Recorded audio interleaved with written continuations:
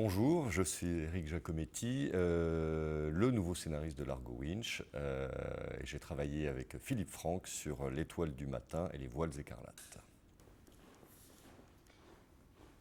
Alors construire un scénario de Largo Winch, c'est à la fois simple et compliqué. Simple parce que le personnage existe avec ses codes, avec sa Bible, avec ses caractéristiques et son univers. Ce milliardaire rebelle qui évolue dans des intrigues entre James Bond, Wall Street. Donc on est dans une ambiance techno-thriller écho. Mais d'un autre côté, il faut se renouveler. Et le diable se nichant dans les détails, tout est dans le renouvellement à la fois du personnage, parce qu'il doit évoluer, et le renouvellement des intrigues, et l'insérer dans un cadre beaucoup plus contemporain. Quand on suit les aventures de Largo, il faut raisonner en diptyque. Chaque fois, une aventure de Largo, ce sont 2 tomes. Et on s'aperçoit que vous avez des tomes qui sont très pointus, très techniques, financiers, comme OPA, comme l'héritier. L'héritier, on apprend comment on peut hériter d'un empire avec le groupe W.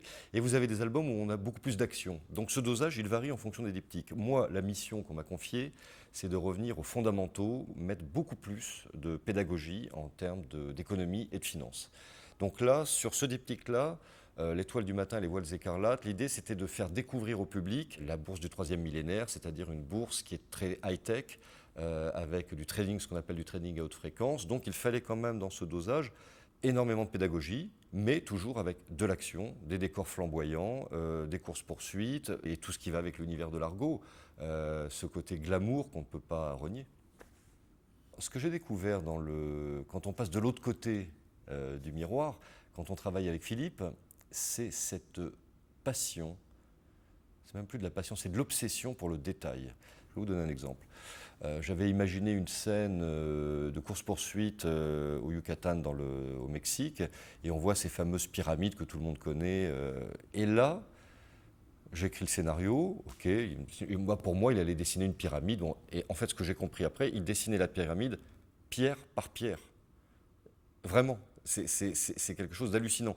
Et c'est pareil pour quand on a des décors, parce qu'il adore les décors en Technicolor, en cinémascope. Quand on a une action, par exemple, à la bourse de New York, bon, je mets façade de New York, je lui envoie le scénario, et il va dessiner jusqu'au moindre détail de la façade, le fronton à Wall Street de la bourse de New York. Et ça, c'est incroyable. Le lecteur s'en rend compte par la qualité du dessin, mais il ne se rend pas compte du travail qui est en amont. En fait, je dirais que Philippe, c'est un peu un iceberg. Vous savez, vous avez la partie émergée, c'est ce qu'on voit, ce que le lecteur voit, et vous avez la partie immergée qui représente tout le travail. Alors, ce qui est fascinant dans le monde de Largo, c'est que tout est possible. Il pourrait s'appliquer cette devise que l'on trouve sur le blason de James Bond. Ça s'appelle « Le monde ne suffit pas ».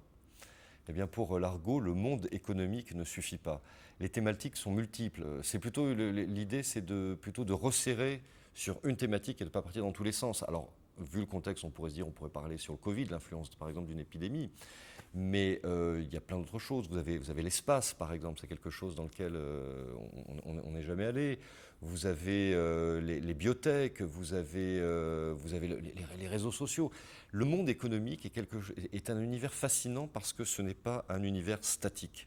C'est un univers qui est en perpétuelle évolution. Donc, pour un scénariste, pour quelqu'un qui travaille sur l'imaginaire, et Philippe, tout en étant dessinateur, est aussi scénariste quelque part, parce que lui aussi s'intéresse à toutes ces thématiques. Il n'est pas dans sa bulle, c'est pas quelqu'un qui va être complètement coupé du monde. Après, il faut faire très attention, il ne faut pas non plus trop surfer sur l'air du temps. Parce que si j'imagine maintenant une histoire en 2020, et que l'album sera prêt pour le lecteur en 2024, mais peut-être que ce que je trouvais moderne maintenant en 2020 sera déjà passé en 2024. Donc voilà, c'est une sorte d'alchimie où il faut être attentif. Ça, c'était mon ancien job quand j'étais journaliste économique, où il faut être attentif aux évolutions, aux bouleversements du monde, mais ne pas être opportuniste dans le mauvais sens du terme en se disant tiens, allez, je vais parler de l'épidémie, les gens vont s'y intéresser. On ne peut pas raisonner comme ça. Ce qui est unique dans l'univers de Largo Winch, en tant que personnage héros de BD, c'est le seul qui nous apprend le monde, en l'occurrence le monde économique. Moi, je me souviens, j'avais été fasciné par OPA. OPA, pour moi, c'est la référence.